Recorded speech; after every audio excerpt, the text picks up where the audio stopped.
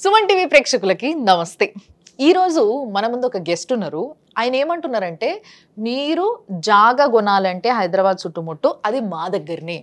ఎందుకంటే అలాంటి ఆఫర్స్, అలాంటి ఒక బంగారం లాంటి భూమి మీకు ఎక్కడ దొరకదు, అది మా దగ్గరనే దొరుకుతుంది విత్ బెస్ట్ ఆఫర్స్.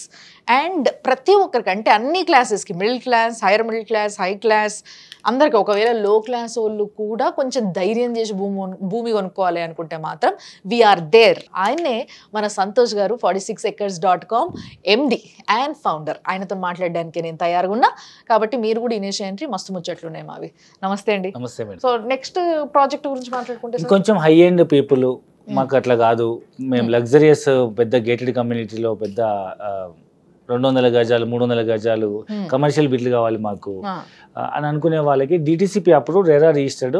ఇదే జహీరాబాద్ టౌన్లో బైపాస్ అనుకొని ఇంద్రప్రస్థ అనే ఒక పెద్ద ప్రాజెక్ట్ ఉంటుంది. దాని వెనకాల మనకు ఒక 100 acres mega gated community DTCP approve, RERA register project ఉంది. ఎల్పీ నెంబర్ ఉంది, రెరా ఉంది.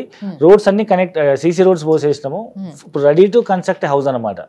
మీరు ఆ సైట్లో నిల్చొని చూస్తే హైవే మీద పోయే వెహికల్స్ 24/7 వెహికల్స్ కనబడుతుంటాయి అండ్ ఇండ్లు కనబడుతుంటాయి. సో ఇప్పుడు ఆల్రెడీ ఇప్పుడు ముంబై హైవే రైట్ సైడ్ బైపాస్లో మనం వేసిన వెంచర్కి ప్లస్ హైవేకి మధ్యలో ఒక ఆల్రెడీ ఎగ్జిస్టింగ్ లేఅవుట్ ఉంది.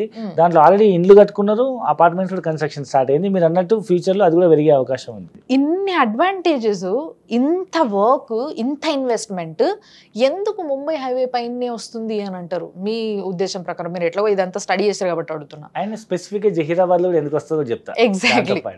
సో యాక్చువల్ ముంబై హైవే మీద ఎందుకు వస్తుందంటే, ముంబై హైవే అనేది రెండు ఈస్ట్ కోస్ట్ క్యారిడార్లను కలిపే ఒక బిజినెస్ రోడ్ అనమాట. So which connects 2 ports. East లో ఉన్న వైజాగ్ పోర్ట్ ని, వెస్ట్ లో ఉన్న ముంబై పోర్ట్, 2 పోర్ట్స్ ని కలిపే కనెక్టివిటీ రోడే Mumbai highway. It's called NH65. అయితే ఉత్తర భారతదేశంలో కానీ దక్షిణ భారతదేశంలో కానీ ఏ వస్తువు తయారవ్వాలన్నా మనకు రా మెటీరియల్ రావాలి. అయితే మనం తయారు చేసిన వస్తువు ఎక్స్పోర్ట్ అవ్వాలంటే the cheapest transport is shipping. సముద్ర మార్గం ద్వారా వెళ్ళాలి. సో అది వెళ్ళాలంటే ఈ రోడ్ ఎక్కాల్సిందే.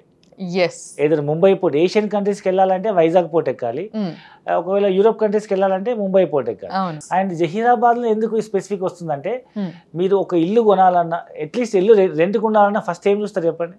వాటర్ లేకపోతే వాటర్ ప్రాబ్లం ఉందా అడుగుతారు. మిగతా సెకండరీ. ఒకటి ట్రాన్స్పోర్టేషన్ ఉండాలి, రెండోది వాటర్ ఉండాలి. సో ఆ వాటర్ అనేది మనం ట్రాన్స్పోర్టేషన్ డిస్కస్ చేసినాం. వాటర్ గురించి డిస్కస్ చేస్తే ఇల్లు గడవాలన్నా, ఆఫీస్ గడవాలన్నా, ఫ్యాక్టరీ వాటర్ లేకపోతే నడవదు. సో హైదరాబాద్ చుట్టుపక్కల ఎక్కడ కూడా వాటర్ రిసోర్స్ లేదు, నేచురల్ వాటర్ రిసోర్స్ లేదు, ఎక్సెప్ట్ జహీరాబాద్. జహీరాబాద్ లో రివర్ ఉంది. The river name is Manjira. And దానిపైన ఒక డ్యామ్ కూడా ఉంది, సింగూర్. సో భవిష్యత్తులో మరో కొత్త హైదరాబాద్ నగరం నిర్మించగలిగిన సరిపడే అంత నీరు అక్కడ ఉంది. Absolutely right. Very nice. చాలా, అంటే ఎంతో స్టడీ చేసి చాలా నాలెడ్జ్ ని కూడా షేర్ చేస్తున్నారు మీరు. So thanks a lot for that.